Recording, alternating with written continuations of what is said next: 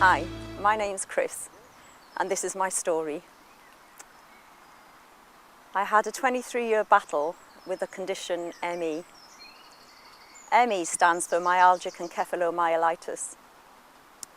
It's a double blow when you get ME because doctors don't really understand what it is or how it affects you. It's very difficult to get a diagnosis and there's very little support or understanding.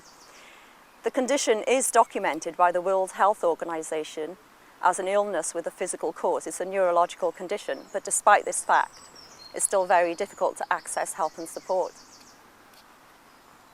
I went 5 years undiagnosed. At the time I was running a business, I was married. The illness for me started after the birth of my daughter and catching glandular fever.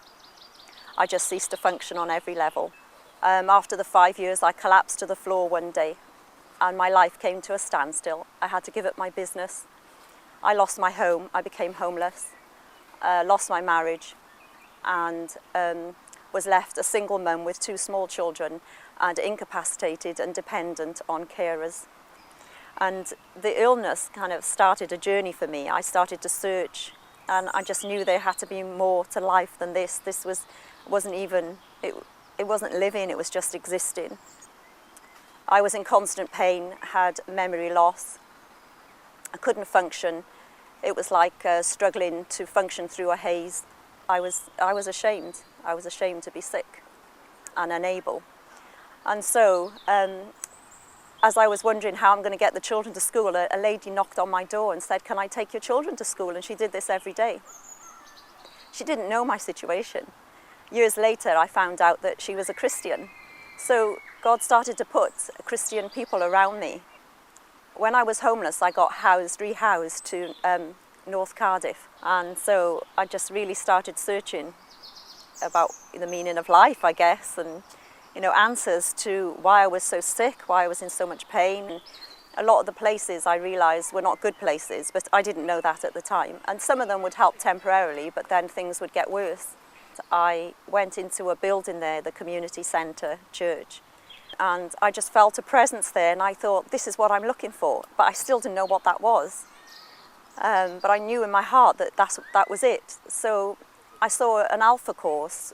If you don't know what that is, that's where you can join this group. It lasts for about 6 to 8 weeks and you can ask questions about life and God and all that kind of stuff. And I was probably a worse alpha leader's nightmare because I say, there can't be a God because how can this happen? How can that happen? About halfway through, I just knew that God was real. And that started a journey for me. And then I met my now husband, Ken. So the condition ME is fluctuating, so, but you pay the price for everything you do. But the last 2 years of the illness, things became very serious to the point where I was fighting for my life. I became allergic to everything around me. I was reactive to chemicals and food, so I couldn't keep any food down. Weight was dropping off me. My heart was going into failure. I would faint from the reactions, just drop to the floor. So I felt like I was in this real battle and my life was slipping away. And God was with me, God was still with me, and even though at times I felt, he'd abandoned me. And so a friend lent me a book and it was about a place in West Wales and it's a Christian retreat. And I looked on the internet and this book was full of healings and miracles and I just knew I had to go there. God led me there, I know he led me there. And I took that step, despite the doctors saying it wasn't safe. And the last time I tried to travel, if the medics didn't get to me when they did in time, I would have died there and then. So, and this was in Ken's memory when I said, please take me. I said to Ken, where's your faith? Just put me in the car and get me there, get me dressed, put me in the car and take me there. So he did. He put me in the car and the healing started on the way. It's like something took over every part of me and I was crying, but I wasn't crying. It was like a cleansing was taking place. And when I got there, then there was 100 people in the room and I sat at the back and there was a word for me from Roy and he said, somebody here has been crying out to God night after night. You've come here for healing and the word is for you, it has been done. And I felt my heart kind of slow back down from the effort of trying to walk into the place. You know, I felt there was an attack coming on, and it slowed back down, and that didn't normally happen. And from that moment, all the life-threatening stuff just stopped. For a week I had like a fluttering in my heart, where I know my heart was being fixed, was being actually healed. And then God spoke very clearly, and he said to me, give yourself a year, build yourself up physically, get the strength back into your body. Before that, with the ME, I couldn't exercise. Any exercise would make matters worse. My life has been completely transformed. I was unable to do things. I was unable to get through a whole day.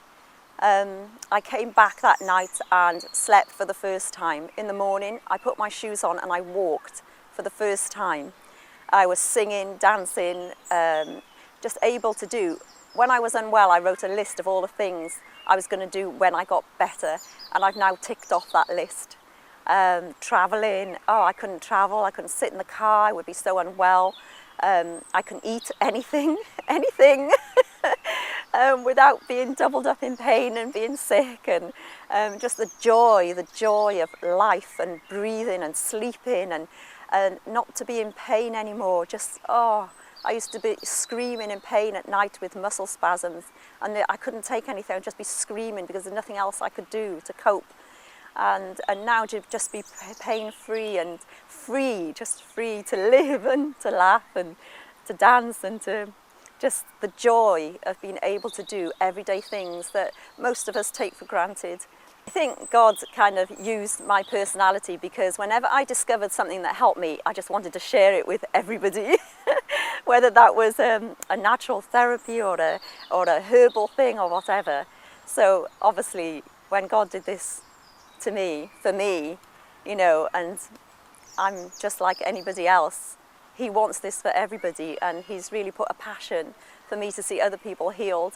God told me who was next for healing, and we took them to Folder Brennan, and they too got healed, and now I just can't stop telling people about what God's done and what God is capable of. No matter what your situation, no matter what your illness, no matter what you're facing, God can change your life. He can deal with it. Nothing is too big for him. Nothing.